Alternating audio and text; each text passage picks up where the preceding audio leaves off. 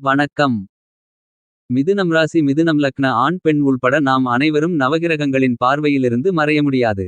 இந்த 2024ஆம் ஆண்டில் இது நடந்தே தீரும் என்று இருக்கக்கூடிய விஷயங்களாக எவையெல்லாம் அமைந்துள்ளன என்பதை சற்று விரிவாகவும் தெள்ளத்தெளிவாகவும் துல்லியமாகவும் ஆராய்ந்து பார்ப்போம்.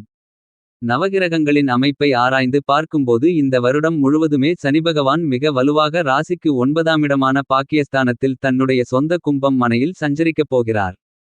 உங்களுடைய ராசிக்கு 9ஆமிடத்தில் சனி என்பது அஷ்டமசனி பாதிப்பை முழுமையாக விலக்கி நன்மைகளையும் யோகங்களையும் நிறைந்த ஒரு தருணம் என்பதை தெளிவாக சனி உறுதிப்படுத்துகிறார். இந்த வருடத்தின் ஏப்ரல் மாதம் வரை குரு உங்களுடைய ராசிக்கு 11ஆமிடமான லாபஸ்தானத்தில் சஞ்சரிப்பார்.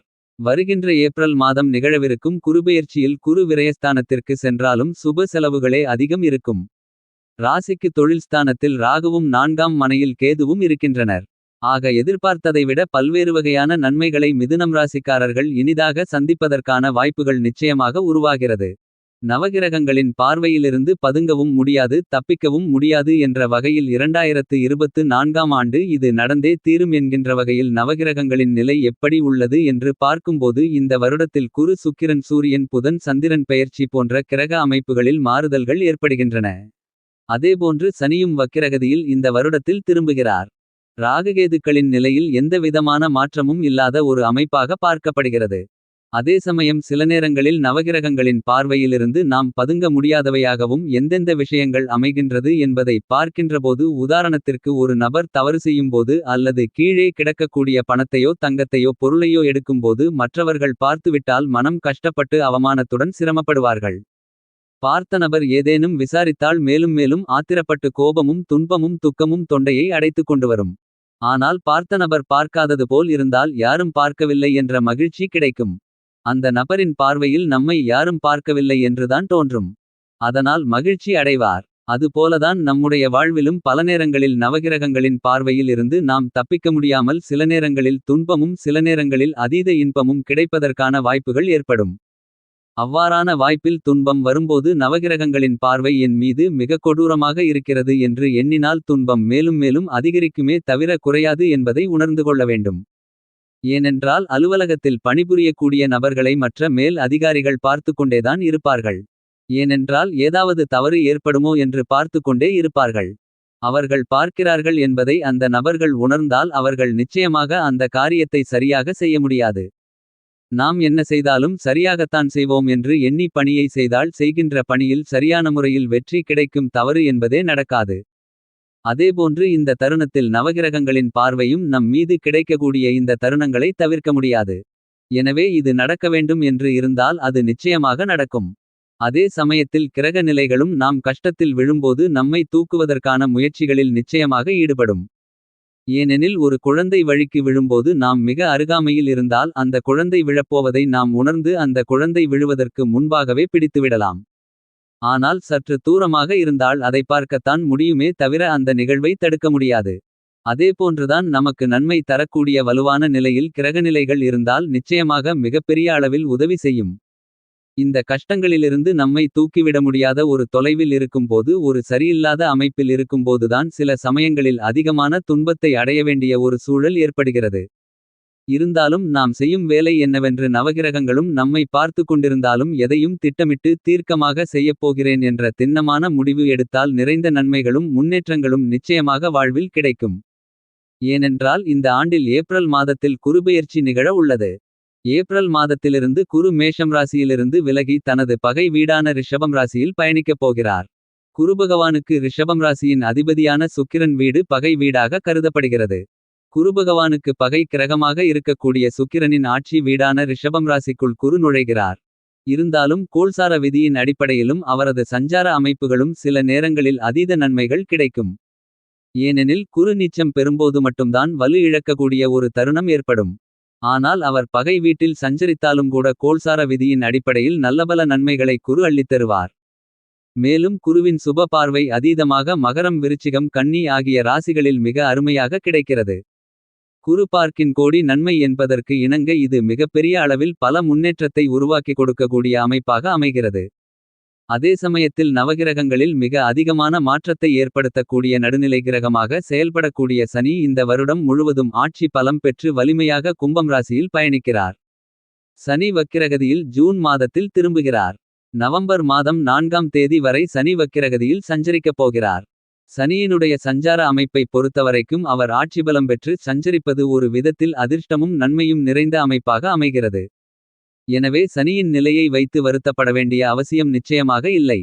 ராகுகேதுக்களின் அமைப்பை பொறுத்தவரைக்கும் ராகு அவரது சமகிரகமான குருவின் ஆட்சி வீட்டிலும் கேது அவரது சமகிரகமான புதனின் ஆட்சி வீடான கன்னிராசியிலும் சஞ்சரிக்கின்றன.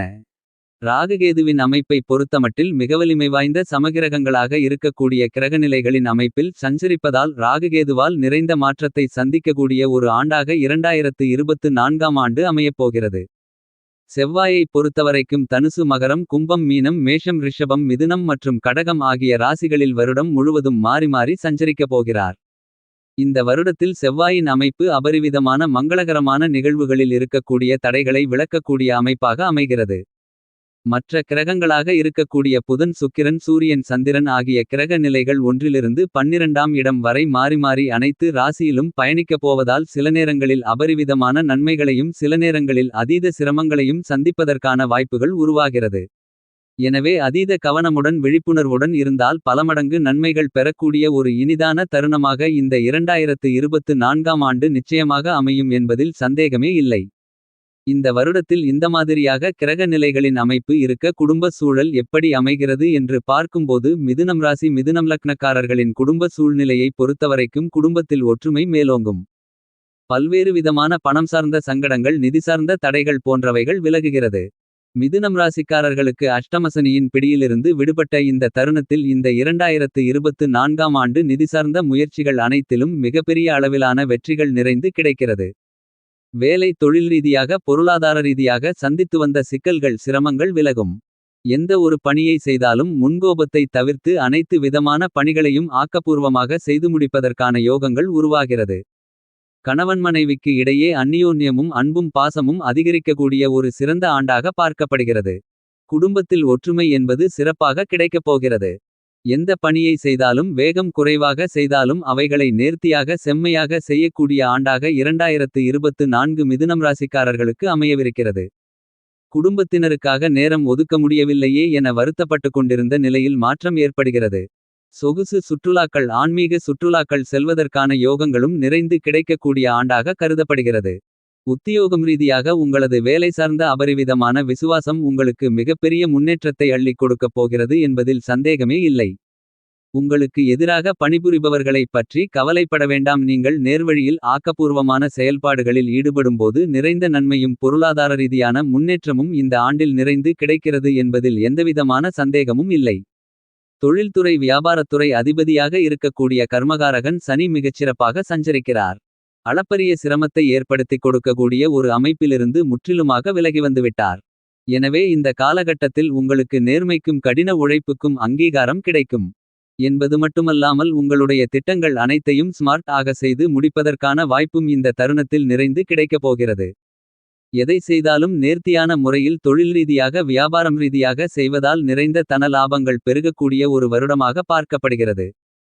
கலைத்துறை ரீதியாக உள்ள தோஷங்கள் அனைத்தும் காணாமல் போகும்.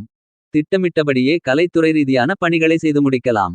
அரசியல் மற்றும் பொதுவாழ்வில் இருப்பவர்களுக்கு நம்பிக்கை ஏற்படக்கூடிய ஒரு மிகச்சிறந்த ஆண்டாக பார்க்கப்படுகிறது.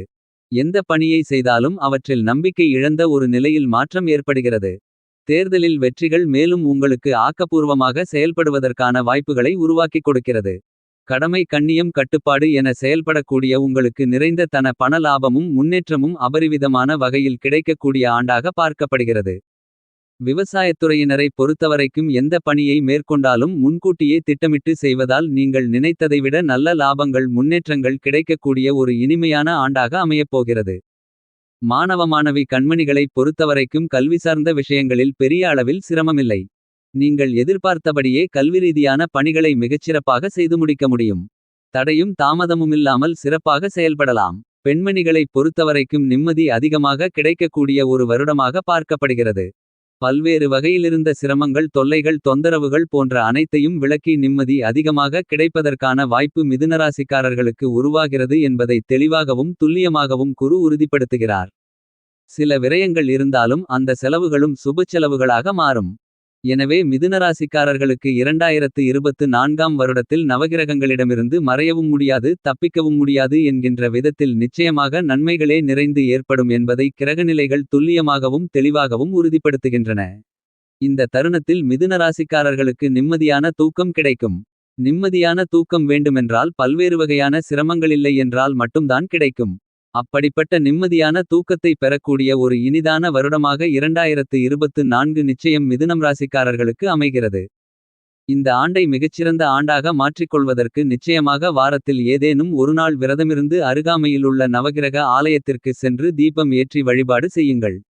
இவ்வாறாக செய்வதன் மூலமாக நிறைந்த நன்மையும் முன்னேற்றமும் மிதுனராசிக்காரர்களாகிய உங்களுடைய வாழ்க்கை இனிதாக இருக்கும் என்பதில் துளியளவும் சந்தேகம் இல்லை.